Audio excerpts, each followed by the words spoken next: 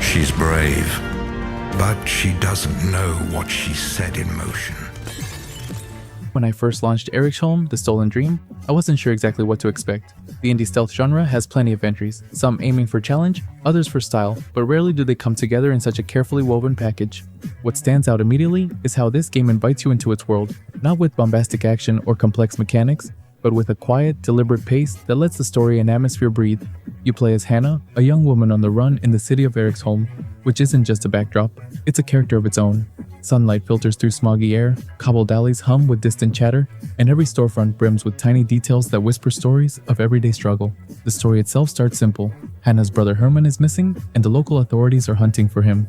This personal quest quickly pulls you deeper into the fabric of Eriksholm's underworld, an intricate web of secrets, loyalties, and survival. The narrative moves at a thoughtful pace.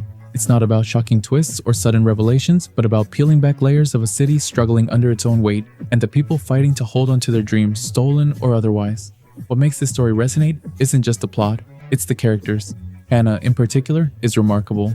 She's fierce, clever, and filled with a spirit that's both defiant and vulnerable.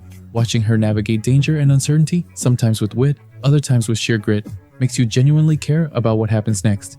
The supporting cast adds depth and warmth, giving the world a human heartbeat. Voice performances and animation here are surprisingly detailed, delivering emotions that often say more in a glance than in dialogue.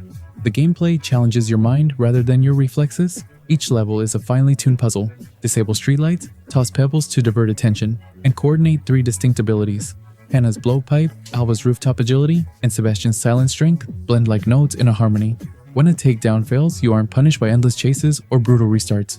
Instead, checkpoints whisper, "Try again," and you dive right back into the suspense. Visually, Eriksholm is a triumph. The isometric view balances clarity and artistry, letting you admire architectural flourishes without losing sight of patrol routes. Cutscenes adopt a grainy, storybook quality, as if you're watching an heirloom film unearthed from a forgotten archive. Ambient sounds, dripping water, distant horns, hushed conversations immerse you deeper, making the city feel alive. Yet, it's not perfect.